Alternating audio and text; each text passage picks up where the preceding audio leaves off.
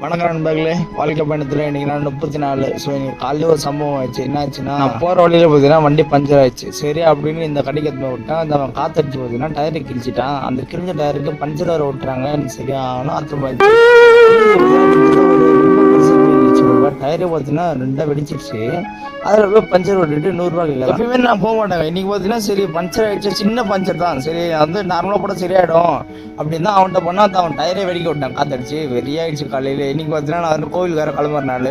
So evening போல நல்லா தூங்கிட்டு கோவில் கிளம்பிட்டேன். இன்னைக்கு அதில் ஒரு சம்பவம் ஆயிடுச்சு. என்னன்னு பார்த்தீங்கன்னா பென்ட்ரைவ் வீட்லேயே விட்டுட்டு நான் அப்பான்னு கிளம்பி போயிட்டு இருக்கேன். மெட்ரோ ஸ்டேஷன் போன அப்புறம் தான் எனக்கு ஞாபகம் வருது, ஐயோ பென்ட்ரைவை மறந்து விட்டு போகிறமேடா. பென்ட்ரைவ் இல்லைன்னா ஃபுட்டேஜில் எப்படிலாம் காப்பி பண்ணுறது ஒன்றும் தெரியாது.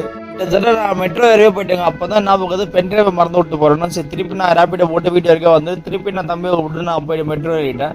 அங்கேருந்து கீழே இறங்கி லோக்கல் ட்ரெயினை பிடிச்சா அங்கே தான் பார்த்தீங்கன்னா சரியான கூட்டம். எப்படியும் அந்த கூட்ட தரிசலாம் பார்த்தீங்கன்னா சமாளிச்சுட்டு நம்ம ட்ரெயினை வந்து நம்மளாம் ஏறிட்டோம். உடனே பார்த்தீங்கன்னா நம்ம நண்பர் வந்து சப்பாத்தி கொண்டு வந்தார், சப்பாத்தி சட்னா அதெல்லாம் சாப்பிட்டு முடிச்சு நீங்கள் கண்டே முடிச்சில்ல நண்பர்களே, அடுத்த பார்க்கலாம். ரெண்டாவது கடினம் பாருங்க.